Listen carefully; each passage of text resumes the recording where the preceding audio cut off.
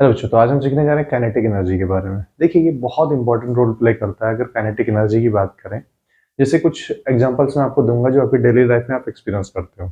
For example, आप अपना हाथ उठाइए और अपने गालों पे चला सकते हैं, तो आपको कैसा लगेगा? कुछ महसूस नहीं होगा, लेकिन वही थोड़ा सा स्पीड में आएगा तो कुछ आवाज आती है और चोट भी थोड़ा सा महसूस होता है।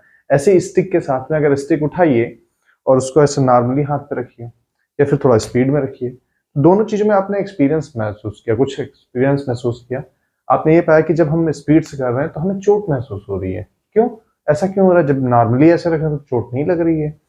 होता क्या है कि जब ये ऑब्जेक्ट कोई भी रेस्ट पे है तो इसके पास एक एनर्जी है जिसको पोटेंशियल एनर्जी कहते हैं, उसके बारे में बाद में बताएंगे। जब इसको मोशन में लाते हैं तो इसके पास वो एनर्जी कन्वर्ट हो जाती है काइनेटिक एनर्जी में। तो कोई भी बॉडी जो अपनी मोशन में है उसके पास एक एनर्जी होती है जिसको काइनेटिक एनर्जी कहते हैं। तो अगर हम डेफिनेशन की बात करें, the energy possessed by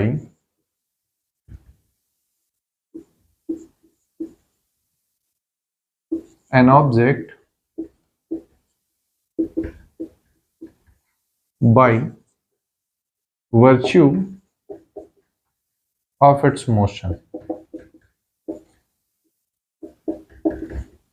known as kinetic energy. अब इसके फॉर्मूले से तो आप बहुत वाकिफ हैं। जैसे ही आपसे पूछा था what is the formula of kinetic energy, sir half mv²। But मैं आपसे पूछूं how it can be derived, आप इसको डिराइव कैसे कर सकते हैं? थोड़ा सा फंसेंगे। चलिए, आज इसके बाद वो भी नहीं फंसेंगे। उस डेफिनेशन की हम सब बात तो कर ही लिए, डेरिवेशन की बात कर लेते हैं। कैसे हम करते हैं? सिंस ये एनर्जी, तो इसकी यूनिट भी एसआई यूनिट क्या होगी? इसकी जूल होती है। ठीक है, डायमेंशन फॉर्मूला भी ml/T-2 होता है। तो हम इसके डेरिवेशन की बात करते हैं जो कि हमारा मेन पार्ट होने वाला है। तो डेरिवेशन के लिए कि डेफिनेशन में ही इसका डेरिवेशन छिपा हुआ है। ऑब्जेक्ट जब मोशन में आएगा तभी उसके पास काइनेटिक एनर्जी होगी। और कोई ऑब्जेक्ट की अगर हम पोजीशन चेंज करेंगे विद रिस्पेक्ट टू टाइम, तो यानी कि हमें उसमें फोर्स अप्लाई करना पड़ेगा। और जब किसी ऑब्जेक्ट में हम फोर्स लगाते हैं और फोर्स के डायरेक्शन में उसमें डिस्प्लेसमेंट होता है तो हम कहते हैं कुछ वर्क डन हुआ है।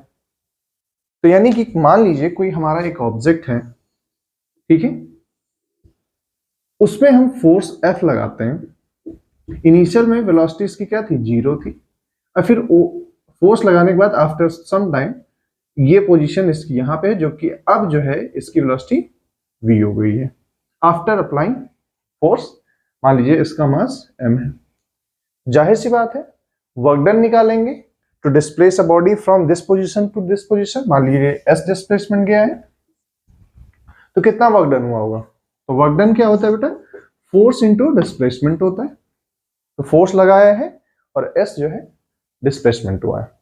अब फोर्स का फॉर्मूला क्या होता है? इंटू ए होता है और इंटू डिस्प्लेसमेंट s। तो ठीक है, जो डिस्प्लेसमेंट अगर हम निकालना चाहें तो डिस्प्लेसमेंट के लिए हम वेलोसिटी पोजीशन रिलेशन यूज कर सकते हैं। तो वेलोसिटी पोजीशन रिलेशन क्या होता है? Using vs relation, v² minus u² equals to twice as होता है। अब इनिशियल स्पीड तो ये 0 है, तो v² इक्वल टू क्या हो जाएगा? यानी s v² equals to twice as, और फाइनली s इक्वल टू मिल जाएगा v²/2a। अब ये वैल्यू हम यहां पुट कर दें तो क्या मिलेगा?